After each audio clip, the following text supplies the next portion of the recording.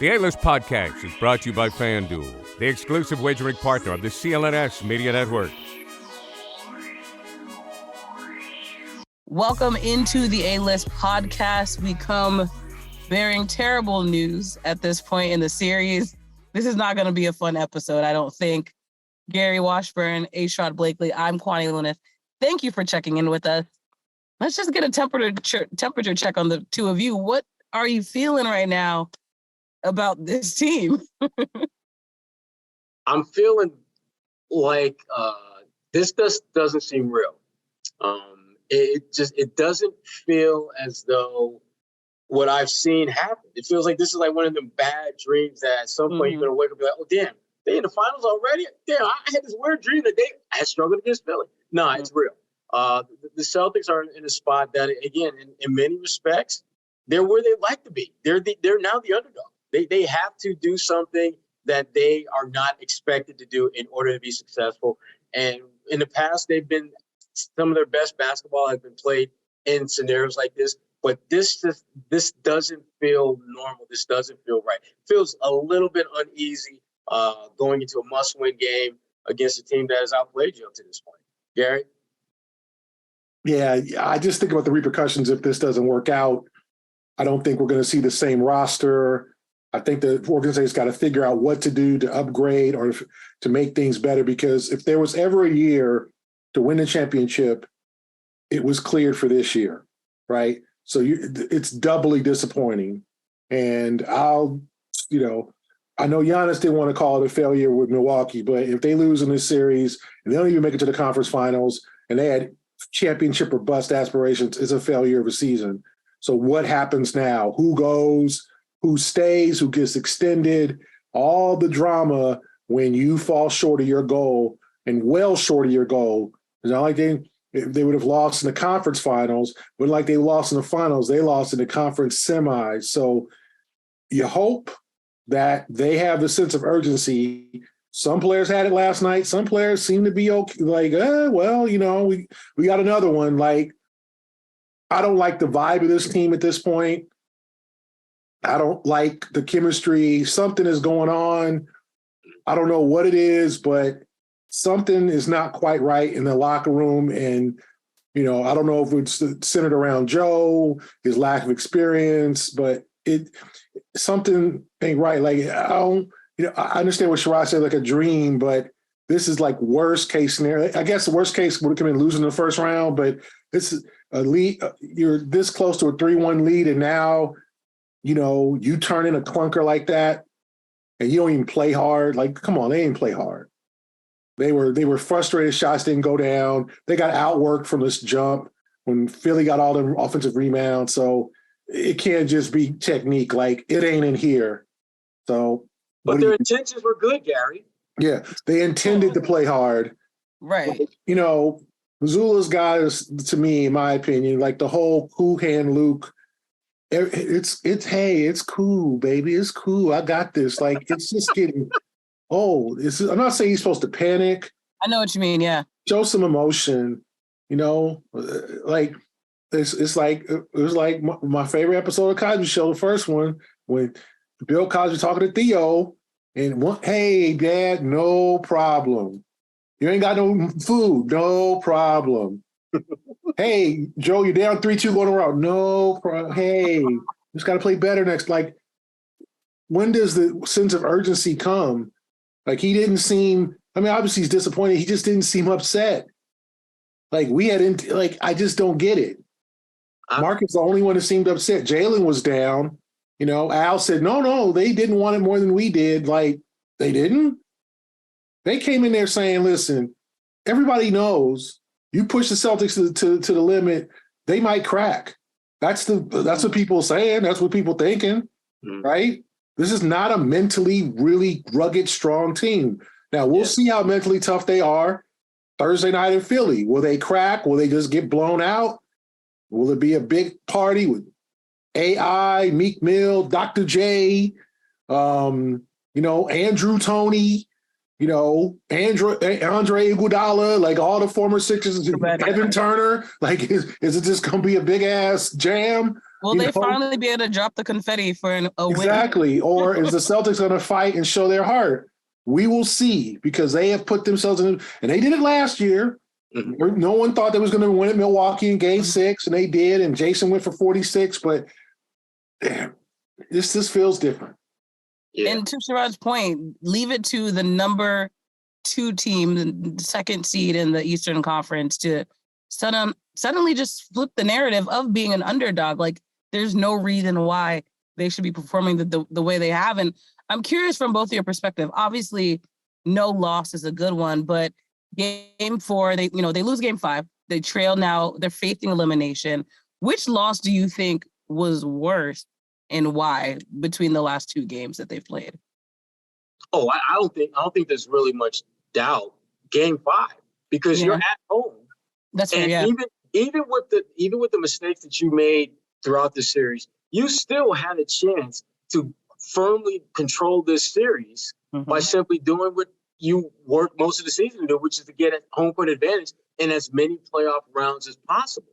And for you to, not only did you lose the game, you didn't compete for 48 minutes. You didn't even compete. I would say you competed for maybe 15, maybe 20 minutes in that game. And that's really being very generous. And that just shouldn't happen to a team that has championship aspirations in a must-win type of game at home. Because now you've put yourself where there's zero room for error. If you win Game 4 or 5, you still got a little bit of a cushion. You still got an opportunity to have a clunker of a game and still not be completely destroyed. But now you've got to play listen, you have to play exceptionally well in Game 6. And the one thing I will say about this series now, and I think this is one of the things that might benefit the Celtics going forward. Game 6 will be the first time Philly will have played a game in this series with some type of pressure. Every game they played up to this point there's been no pressure. Game 1 without Embiid, no pressure. Game 2, if you lose that, no big deal. You still stole one. Game 3, okay, Celtics won that. You're still in good shape. Game 4, you win that one. Now all of a sudden it's like, okay, if we can steal Game 5, then we're in great shape. And now all of a sudden you got pressure to win. Now all of a sudden you're the team that odds makers are picking to not only win this series, but potentially win an NBA championship. How are the Sixers going to handle this dynamic of pressure that they've never felt in this series? Right. Yeah, I mean, I think Game 4 was worse because you were that close to 3-1, and then the mistakes made, the Jalen leaving Harden alone, the lack of execution, the no timeout, the walking the ball off the floor. Here, Jason, here is the ball. Thank you, Marcus. I appreciate that. Hey, Derek, do you want to set a screen for me? Please come and set a screen. Okay, now I am going to dribble the ball to the basket and try to create a shot. Like, what is going on here? Like, that's just bad mistake. It's a veteran club. Mm-hmm. You can't blame youth, inexperience, nothing. And they didn't get a shot off. Like, get to the line. Like, that to me was the egregious. Says, leave it Harden alone.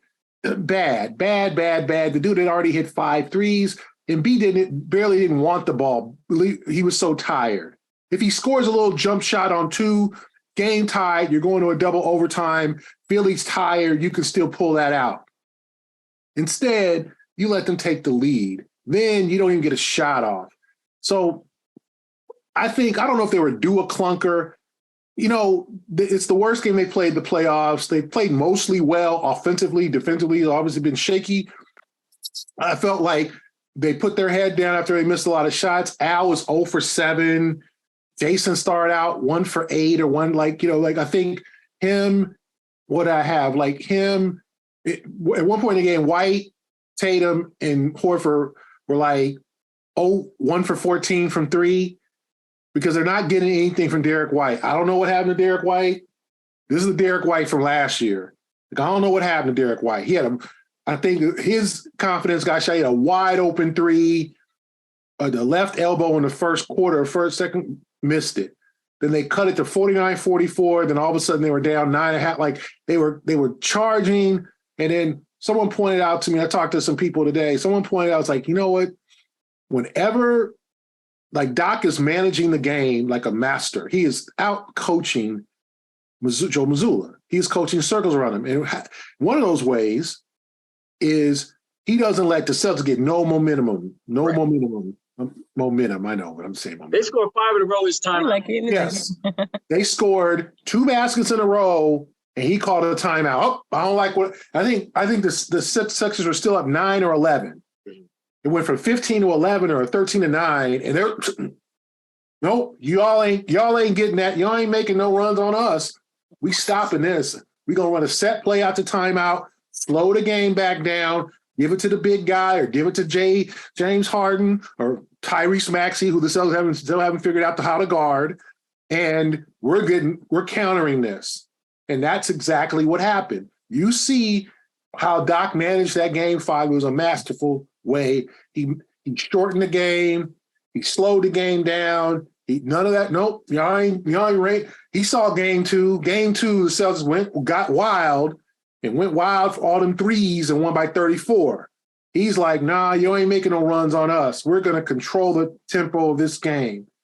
And I'm not ripping Joe for the lack of timeouts, or not using his timeouts, I'm sorry, but he's got to take something from being schooled like he is so far, because Philly, everybody knows Philly's not as talented. Philly is limited or whatever, but they lead in the series. And I think coaching and the fact that Tatum has been slow, started really slow in 3 to 4 games in this series now. Nothing from Derek White. Al Horford's been up and down. And we can talk. Robert Williams, like, what happened? Remember, it was the healthy Robert Williams. And then the playoffs, he's going to, like, we just haven't seen that. He's lost out there at times. He's trying, but he's had no impact on this series. Make a fast break into FanDuel during the NBA playoffs, because right now new customers can get a no sweat first bet with up to $1,000. That's $1,000 in bonus bets if your first bet doesn't win. You hear that, Gary?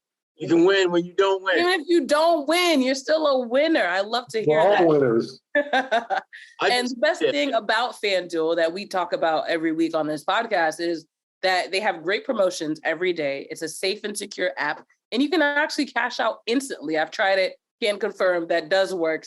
There's no better place to bet on all the playoff action than America's #1 sports book. You can visit FanDuel.com/Boston and get a no sweat first bet up to $1,000. That's FanDuel.com/Boston. FanDuel, the official sports betting partner of the NBA. That being said, let's talk about Jason Tatum in a little bit more depth. What role does he play in these team struggles, and what is going on? How would you diagnose what the issue is? I'm asking you to answer the impossible, really, but what's going on? I'm curious, Gary. We should take on JT. Seriously. I think what he's trying to do is what he does. He tries to get himself going from 3. Okay. But they're leaving him open at times, and he's missing them. He's just straight missing them. Like, and you're waiting for that, like, JT to hit that 20-point first quarter, or him to, like, he's getting discouraged. That's what's happening. I don't know. Is it injury? Is it just he needs to work on his form? I think he needs to go back to the lab this summer, because he has not had a good 3-point shooting season. He just hasn't.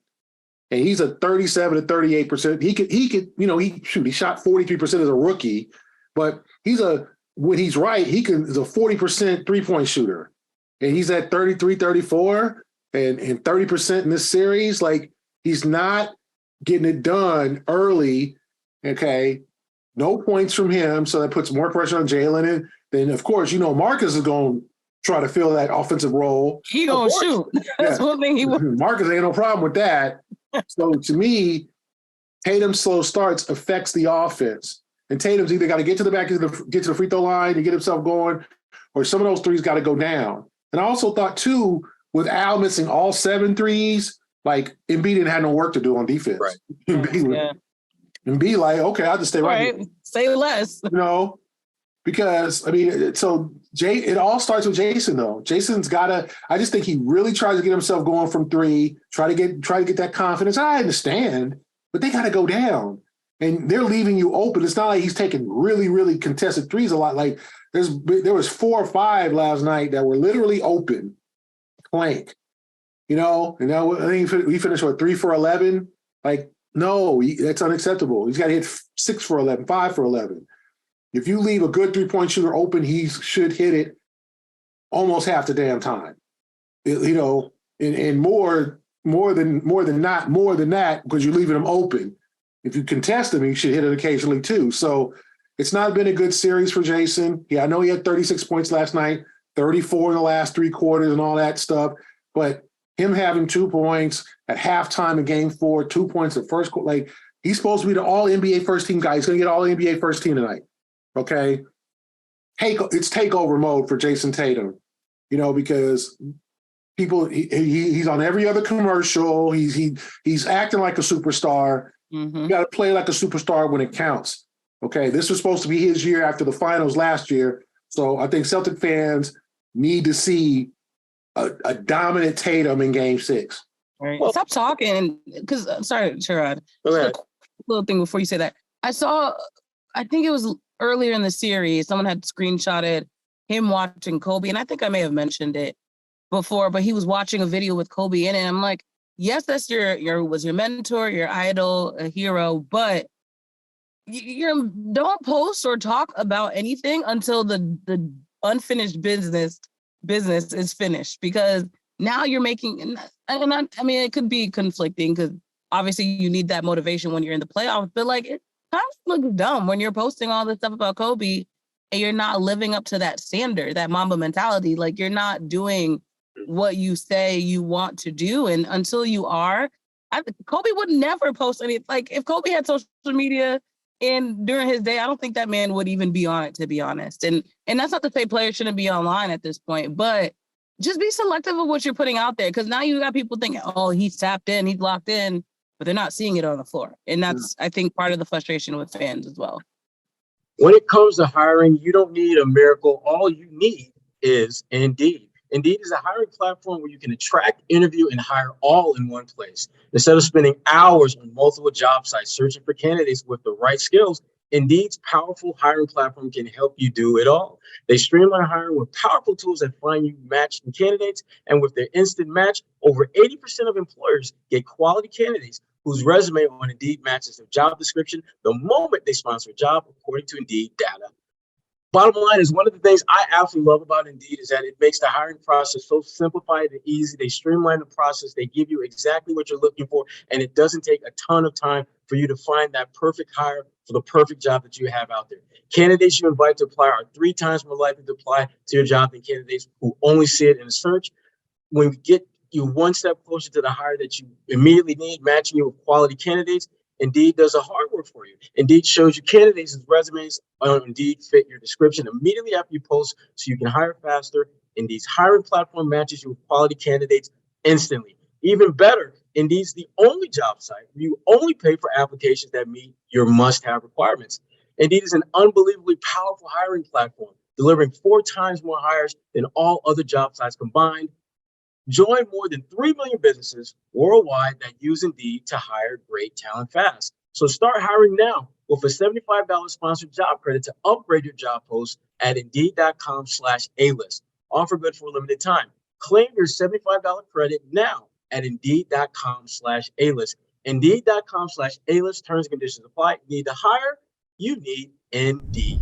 Sure, I can say something. I mean, no, well, just to kind of piggyback off what you're saying, I mean, not only are fans not seeing, his teammates aren't seeing it. It goes back to Gary's point about how Tatum is your best player. He should be leading the charge. When you look at the teams that are controlling their series, their best player is leading that charge. Jimmy Butler is leading Miami. LeBron James, Jokic. The best players on the best teams are the ones that are front and center getting it done. And Tatum, bless his heart, he ain't getting it done. His numbers for the average NBA player in the postseason will be great. I mean, like in this series, he's getting you 26 and 11 and 5 dimes. That's good. But when you are a top 5, top 10 talent, that's average. Maybe slightly below average, particularly when you look at the way you start games. You watching Tatum play and looking at his number at the end of the night, you feel like you had like a diet meal that it may have been tasty, but you didn't feel. You're not full. You don't feel hungry. You don't feel as though you gained something significant from what you just consumed. Yeah. And that's what it feels like with Tatum. I mean, I'm really bothered when you start looking at the numbers in the series and you realize he's getting you 1 bucket more per game than Jaylen Brown, and yet he's taking 5 more shots per game than Jaylen Brown. And we've seen time and time and time again where there's this clear and undeniable gap between the attempts that he's getting and the attempts that Jaylen. And Jaylen is shooting damn near 57% from the field. Guards who attack the rim the way Jaylen does, they usually don't have that higher percentage of shooting the ball. And the other thing, speaking of attacking the rim, that's the one thing that frustrates me maybe more than anything about Tatum. I like the idea that he's thinking about driving kick. Well, how about driving flow? Because they're playing you for the driving kick over and over again. So by the time you kick it, that man you kick it to is defended.